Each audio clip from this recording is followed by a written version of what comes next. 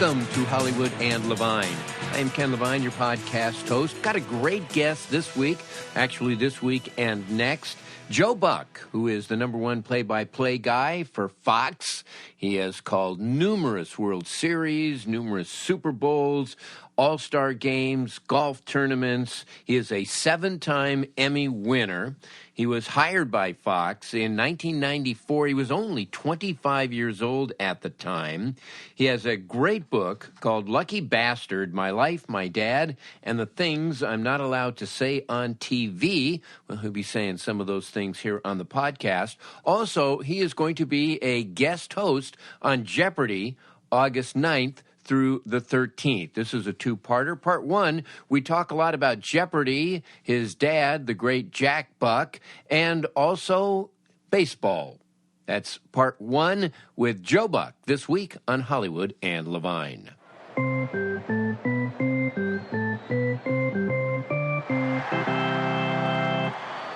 I want to start out by talking about Jeopardy because you are the guest host on August 9th through the 13th. How did that come about? It was something that came up last year, right after Alex passed away. I met with their producer, Mike Richards, and I really haven't talked about this publicly, so this is a huge scoop for you with me, with Jeopardy. And it was something they had interest in me. I had interest in getting on the list. And I met with Mike for a couple of hours. I would say it was probably the end of November, maybe early December. And we talked about, how the show was likely to change going forward and that they were putting this list together. And I said, I'd just like to be on the list. I'd like to see if it's something that I'm good at. I don't know. I think I check a lot of the boxes for you and that I can listen to somebody talking to me in my ear and I can continue to talk and make sense out of my own mouth while I'm listening to somebody else and trying to process that information. Which, by the way, is a very difficult skill. Yeah, it's weird. You have two tracks going on. And I've had people, as I digress, but I've had people from the music industry, the acting world, really even people that kind of get up and read a lot of teleprompters, sit in a broadcast booth with me when I'm doing TV and listen in the headset and listen to somebody counting me backward going to break, or as I'm trying to, hit their marks and they walk out of there like, how in the hell do you listen to somebody while you're talking? But so I said, I don't know that people, even though I've done a bunch of World Series and Super Bowls, I don't know that people know all that I can do. So, if you have interest in me, I have a lot of interest in just doing it for a week and seeing how it goes. And I've since obviously done it. We're a couple of weeks away from it airing and it went well. And they were really happy with it. The crew was all kind of talking to me off to the side like, this is like you've been doing this your whole life kind of stuff. So it felt comfortable. I enjoyed it. I'll see how it looks when it hits the air. I just can't have no point of reference to know if it went well or not. I think it did, and then we'll just see how it looks and sounds once August 9th rolls around. I'm as interested as theoretically anybody else is. Now, were they talking in your ear during the game? A little bit. Because it's COVID, and they were really strict at the time, the studio audience was made up of the contestants that were about to challenge the winner. Right. So there's a section of people way smarter than I am. And then there's a section of Mike Richards, a producer. The director was back in the booth, but a lot of the writers were out there. So I think if it were normal times, there would have been more talking in my ear, but it was to the point now because the audience was cleared out for the most part, that if there was any question I had as to whether an answer was going to be accepted or not, I could look down into the front row and they're giving me thumbs up or thumbs down. And then the only talking that was in my ear was when we were about to take a break and go to a commercial and kind of, after this response, go to break or, whatever it was, but it was minimal. And if I was bogging down Mike would say speed it up. If I was going too fast, he'd say slow it down. It was that kind of stuff, but nothing really intense with regard to them talking to me while I was doing it. How'd you prepare for it? Well, I read Alex's book, which he wrote, I guess, just prior to him passing away, because it ends just about at the time that, he covers everything that's in there. That really was his life from beginning to end. I read that book. I watched a ton of Jeopardy, which I watched anyway. But it's different to watch it when you're just a fan or you're sitting around and it's on, compared to when you're about to go host. So now you're looking for, okay, how do they get in from commercial break? How do they segment the show? What are the words that they use? And what words are kind of verboten from, like these are not answers, these are responses. These are not bets, these are wagers. It was kind of like doing the U.S. Open for the USGA.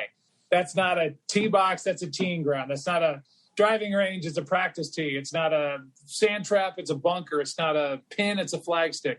So you have to, eliminate a lot of words that kind of come naturally, and just play by their rules and understand how each block works. And I felt really comfortable by the time I went in and rehearsed for a day and then did it for a full day, which was 5 shows worth. And you would go in the morning, like at 6, 7 o'clock, and see all of the clues. I guess they call them clues. Correct. Well done, Ken. You passed. And there have to be a lot of them that are tough to pronounce. You have to figure out or talk to somebody as to how to pronounce all of these things, because those are tough.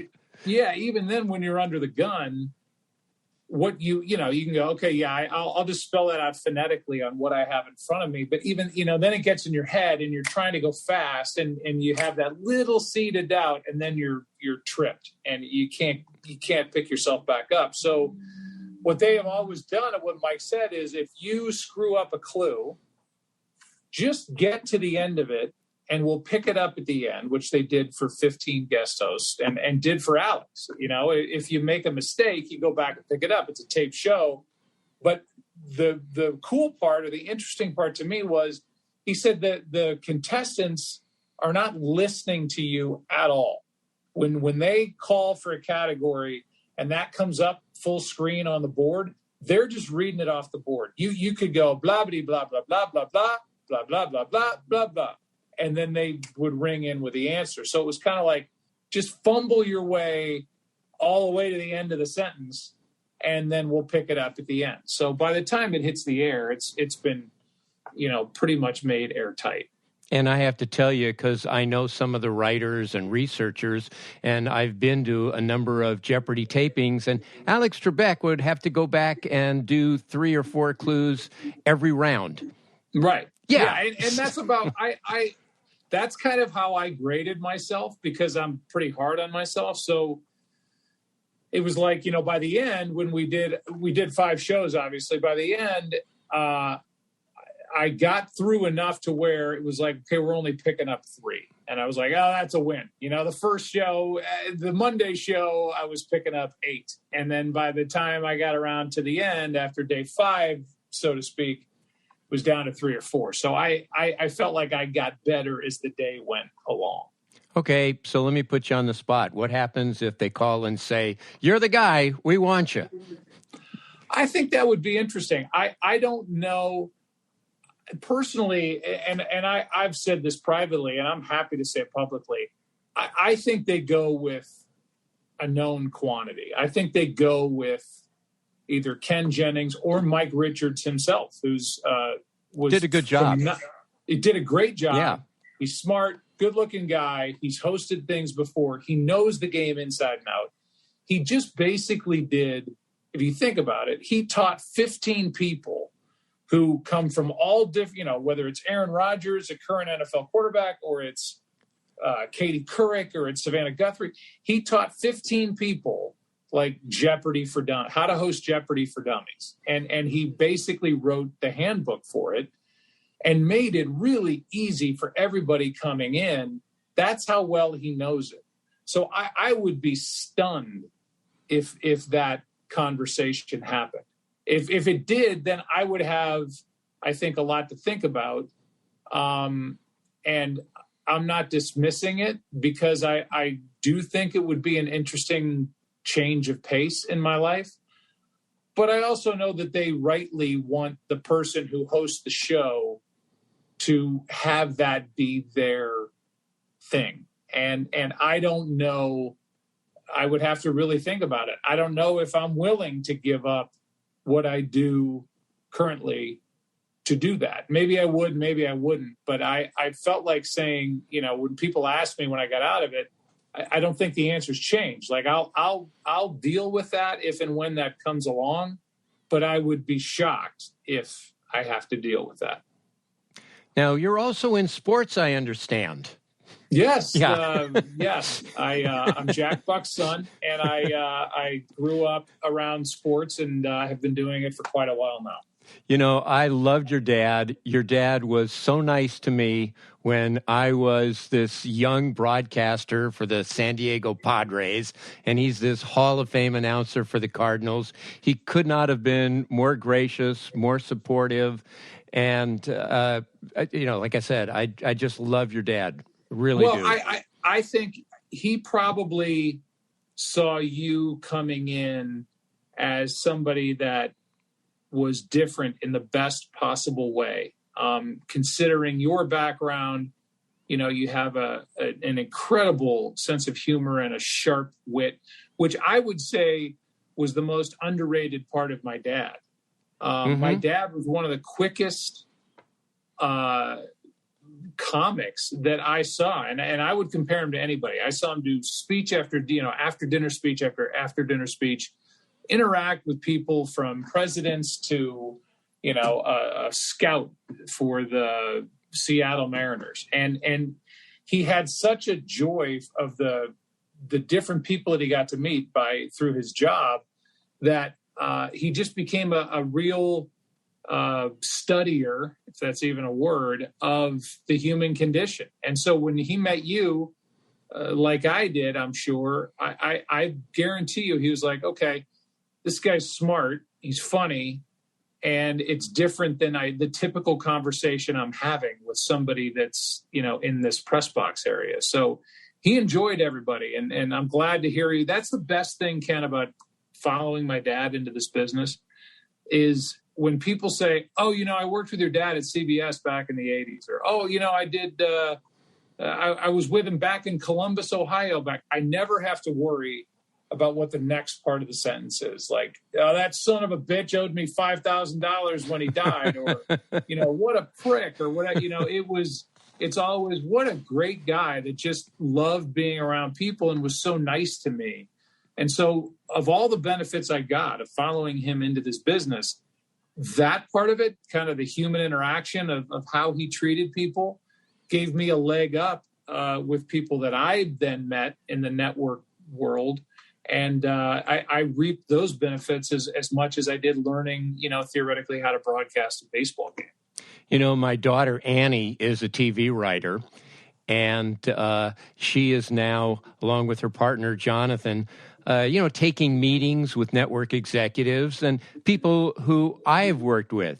And every so often I'll get a text from my daughter. It says, Dad, thank you for not being an asshole. Right.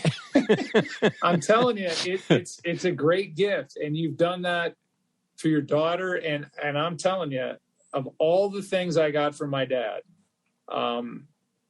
second to the inclusion that I had in his life and going with him, my book is Lucky Bastard because I am exactly that. And I came along at a time where he, had 6 kids and he'd been through this huge life change of divorce and everything else. And I think when I became the right age, which was really early, 7, 8, 9, 10 years old, I would go with him on road trips, and I was on the team bus and on the team charter and shagging balls in the outfield and playing catch in front of the dugout before games and being in that broadcast booth. And all of that inclusion I got from him was the number one gift he gave me. And the number two gift he gave me was just being a good guy that people liked, and getting to follow him in that road was made a lot easier because of that. Yeah, I know for my daughter, and of course people go, well, nepotism. But what I think, since she grew up on sets her whole life, yeah, and she's part of a comedy family the way you're part of a broadcasting family. And I think the best thing that you get out of nepotism is that you are so well prepared when you get your opportunity. I agree. And, I would be a hypocrite if, and basically I would not be truthful if I said that, if my dad was not Jack Buck and I wasn't interested in this business, then I would not have been broadcasting at Louisville in 1989. Which is where I met you. Right, exactly. Yeah. When I was 19 or 20 years old. That's the part that's not going to happen if I'm not my dad's son. But then, I did enough. I was doing all the Redbird games, and I was setting up the equipment. And I worked with a wonderful guy who could have been, he was everything I just said about my dad. He could have been, his name's Jim Kelch. He's still a friend to this day. Got a text from him during the All-Star game. We're buddies. I owe him so much because when I came in, I was this 19-year-old kid. He had been working in Double-A Chattanooga and really worked his way up. And now here I am starting on third base, so to speak, and he couldn't have been nicer to me. But you're right in that when you grow up around it, yeah, doors are going to be open, but I was not intimidated to walk into a big league broadcast booth when I was doing the Cardinals at 21 years old, because I grew up in that booth and I knew what the mechanics were, and I wasn't in awe of the situation. I was still nervous and scared out of my mind. But being in the actual booth and being around the locker room, the clubhouse, and being on the field and talking to big league baseball players, that's what I'd done my whole life. And so I was getting a master's class every night of the summer and just kind of living my life. And then that all just seeped its way into my DNA. And then I was ready to kind of go do what I was doing at a very young age. And speaking of being ready, you spent a number of years calling Cardinal games, calling a full season. And I contend you really need that experience behind you when you're doing big games on national television, because things are going to happen. And boy, I spent 3 years in the minors, and I am so glad I did, because I made a lot of mistakes on plays. And when I got to the majors and I saw those same plays, I instantly knew what to do and knew how to handle it. And I just think back to last year's World Series and Game 4 and that final play. You just read my mind. I was just going to bring that up. So go ahead. Sorry. Yeah, no, and you called that perfectly and confidently, when you got players, diving back into third and the ball flying all over the field and runners going around, and you handled that just perfectly. You couldn't have done that when you were doing your third game with the Louisville Redbirds. You're so right. And add another layer to that. There we were at the beginning of kind of the tail end. And I know this is probably not even right to say, but we had gone from not being in the actual stadium all year to finally at least being in the booth and being in the ballpark. And there were 11,000 fans in Arlington. And I laid awake that night after calling the end of that game where Will Smith's trying to make a swipe tag. Arozarena had fallen on his face coming around third. Will Smith doesn't know that, so he misses the ball as he's hurrying. He could have just, stopped, walked over and tagged him out, but he missed the ball trying to hurry. And I laid awake that night going, my God, if I was in a studio somewhere and just relying on what I saw on the monitor, I would have no idea what the hell happened, because I'm watching it happen and I can see out of the corner of my eye that Arozarena went face first into the grass. And then I can see on this side, you needed that width of vision and that, that scope to know all that was happening and then trying to put words to it. I'm glad it went well, but had I been doing that just in a studio off a TV screen, there's no way I would have been able to put the right words to that. And I would have had to clean it up after watching replays of it. Yeah. Well, you just did the All-Star game, which I personally think an All-Star game would be very difficult to do because there's a million substitutions. The game doesn't really mean all that much. But you guys had fun being able to talk to players during the game and like talking to Freddie Freeman when he was actually at bat. That was pretty fun.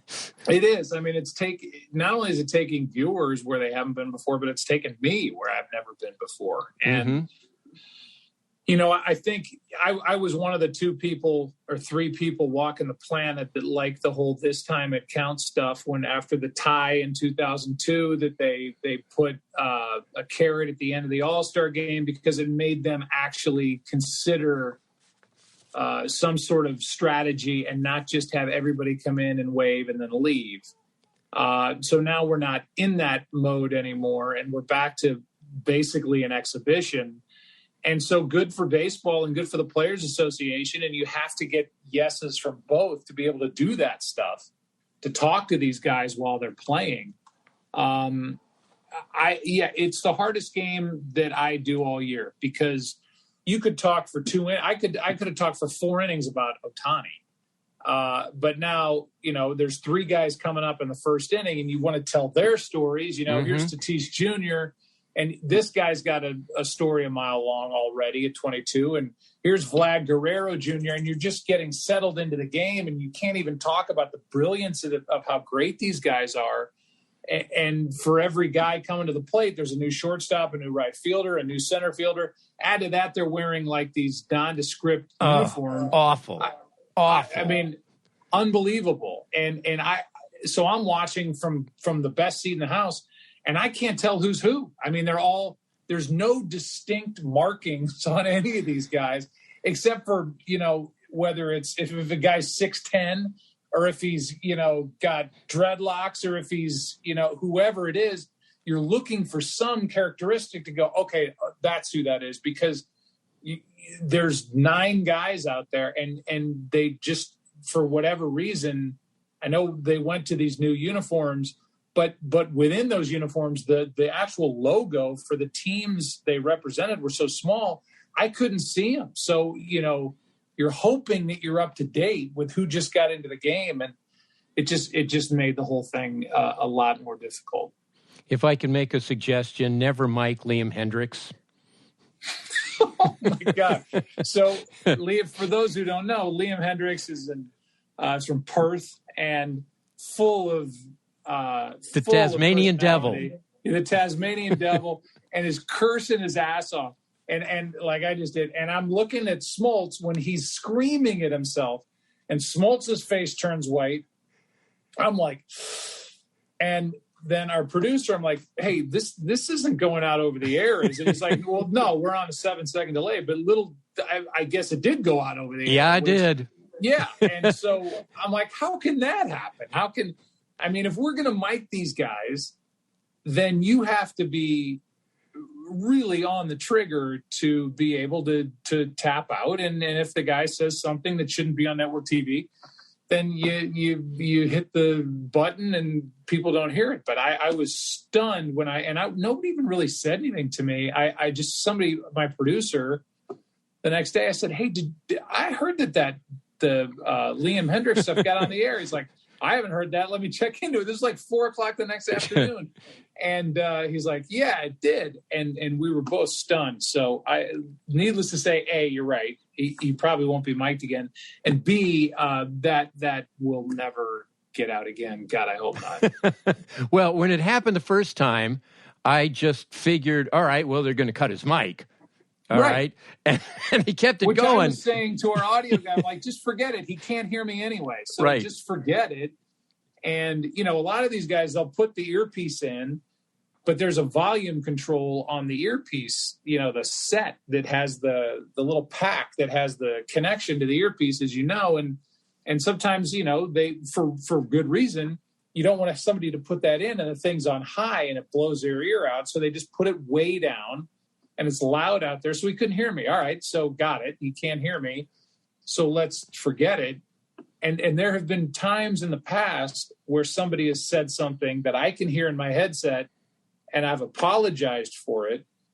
And then I'm told, well, nobody heard that at home because we're on a delay. So having learned from those experiences, I didn't apologize for what he said, but it did get out. So I should have apologized for what he said, but I just assumed it was on delay.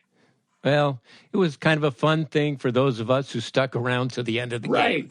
Right. Just consider it our little gift to you to really hear what Liam Hendriks is saying to himself when he's not throwing strikes. There you go, part one of my two-part interview with Joe Buck. Next week, we talk a lot about football, also dealing with social media and what it is like that the minute you say something on the air, suddenly there are tweets and people are discussing it around the world. So that is next week. Our thanks as always to Adam and Susie Meister Butler, to Howard Hoffman, John Wolford, Bruce and Jason Miller. If you wish to get in touch with me, my email address is hollywoodlevine@outlook.com. That is hollywoodlevine@outlook.com. I am on Twitter @KenLevine. If you wish to follow me, I'm also on Instagram, Hollywood and Levine. Come on back for part two next week with Joe Buck, right here on Hollywood and Levine.